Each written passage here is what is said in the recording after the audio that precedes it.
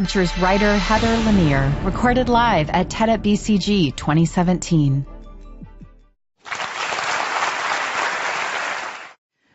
There's an ancient parable about a farmer who lost his horse, and neighbors came over to say, "Oh, that's too bad." And the farmer said, "Good or bad? Hard to say."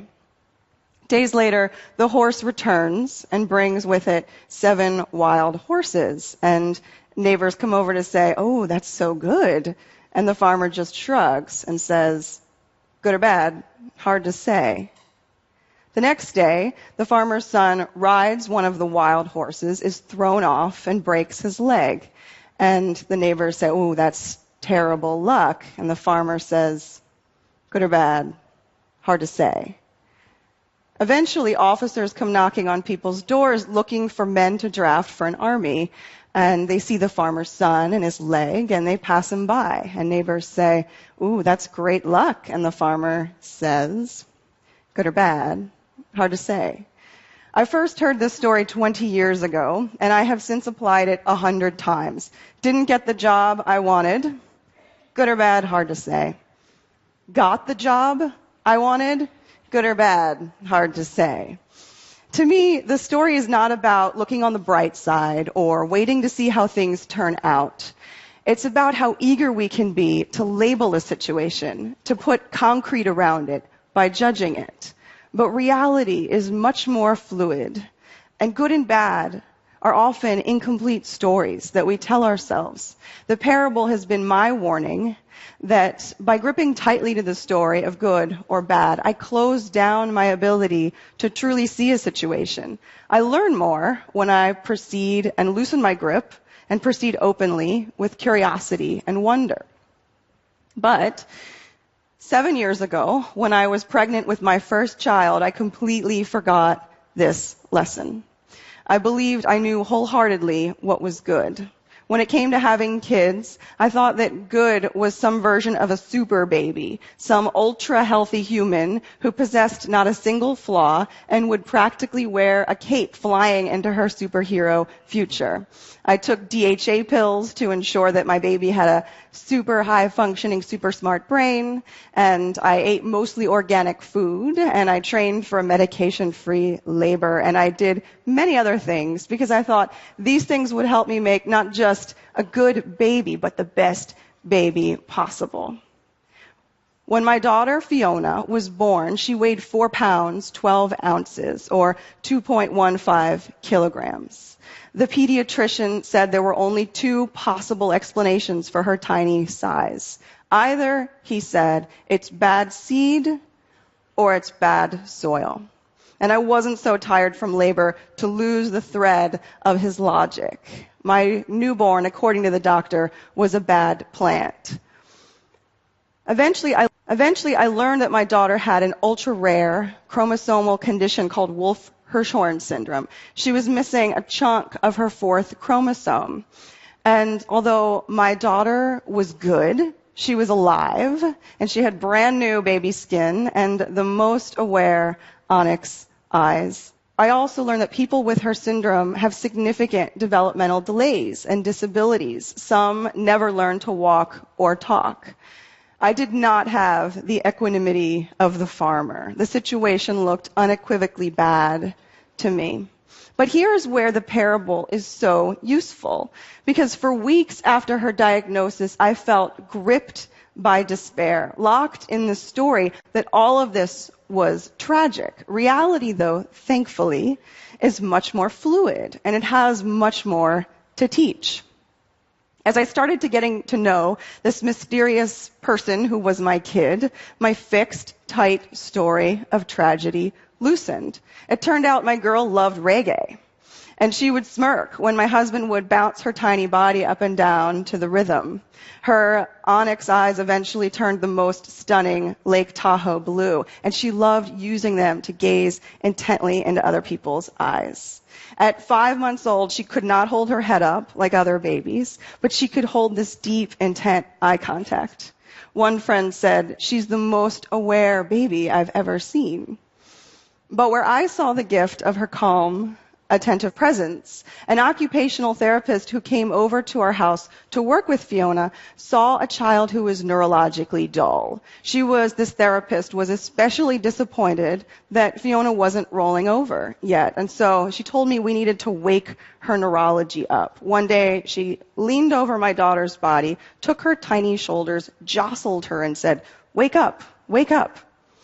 We had a few therapists visit our house that first year, and they usually focused on what they thought was bad about my kid. I was really happy when Fiona started using her right hand to bully a dangling stuffed sheep, but the therapist was fixated on my child's left hand. Fiona had a tendency not to use this hand very often, and she would cross the fingers on that hand. So the therapist said we should devise a splint, which would rob my kid of the ability to actually use those fingers, but it would at least force them into some position that looked normal. In that first year, I was starting to realize a few things. One, ancient parables aside, my kid had some bad therapists. Two, I had a choice. Like a person offered to swallow a red pill or a blue pill. I could choose to see my daughter's differences as bad. I could strive toward the goal that her therapists called "you'd never know." They love to pat themselves on the back when they could say about a kid, "You'd never know he was delayed or autistic or different." I could believe that the good path was the path that erased as many differences as possible. Of course, this would have been a disastrous pursuit because at the cellular level, my daughter had rare blueprints. She wasn't designed to be like other people. She would lead a rare life. So I had another choice. I could drop my story that neurological differences and developmental delays and disabilities was bad, which means I could also drop my story that a more able-bodied life was better. I could release my cultural biases about what made a life good or bad and simply watch my daughter's life as it unfolded with openness and curiosity.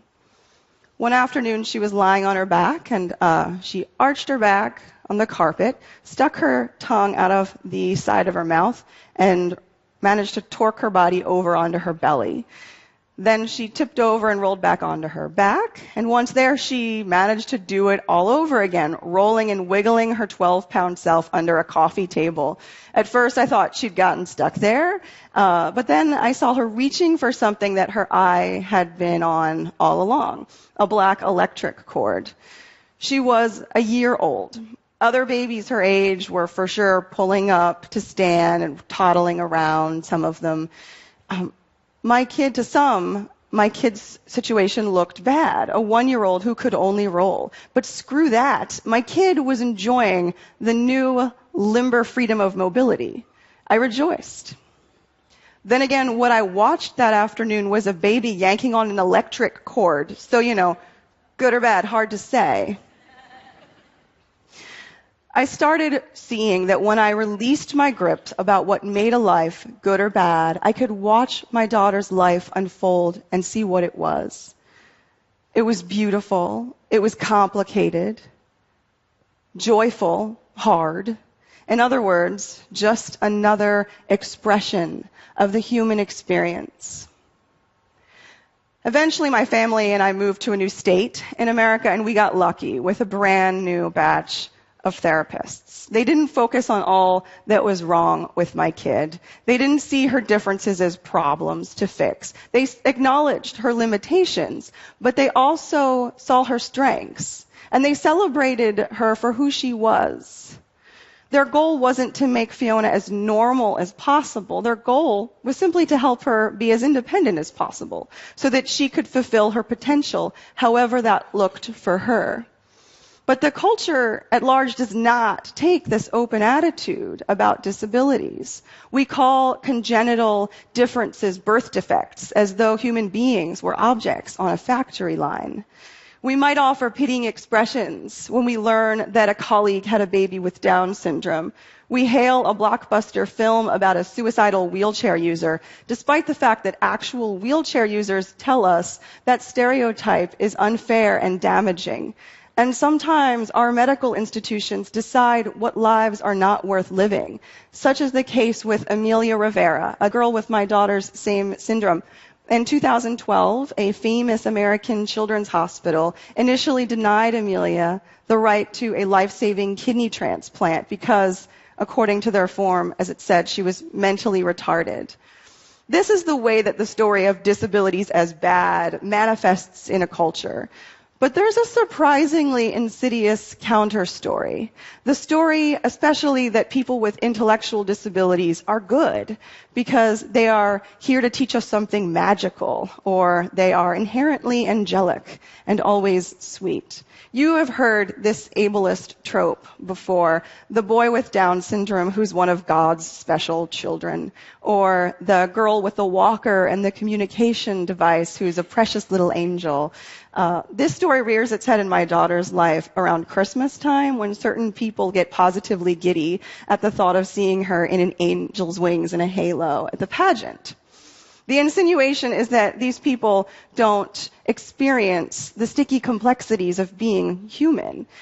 And although at times, especially as a baby, my daughter has in fact looked angelic, she has grown into the type of kid who does the rascally things that any other kid does, such as when she, at age 4, shoved her 2-year-old sister.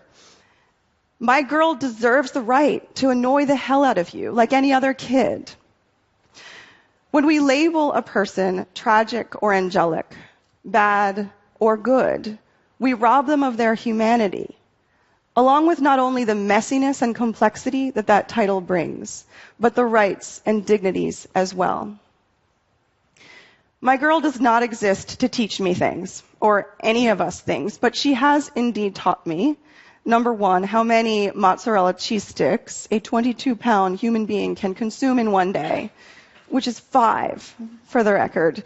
And 2, the gift of questioning my culture's beliefs about what makes a life good and what makes life bad. If you had told me 6 years ago that my daughter would sometimes use an iPad app to communicate, I might have thought that was sad. But now I recall the first day I handed Fiona her iPad, loaded with 1,000 words, each represented by a tiny little icon or little square on her iPad app. And I recall how bold and hopeful it felt, even as some of her therapists said that my expectations were way too high, that she would never be able to hit those tiny targets. And I recall watching in awe as she gradually learned to flex her little thumb and hit the buttons to say words she loved like reggae and cheese and 100 other words she loved that her mouth couldn't yet say.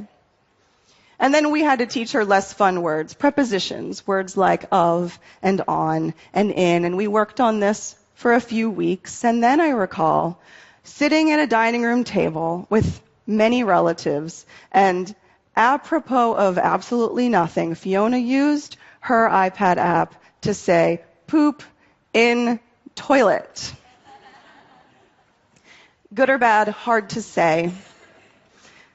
My kid is human, that's all. And that is a lot. Thank you. For more TED Talks, go to TED.com.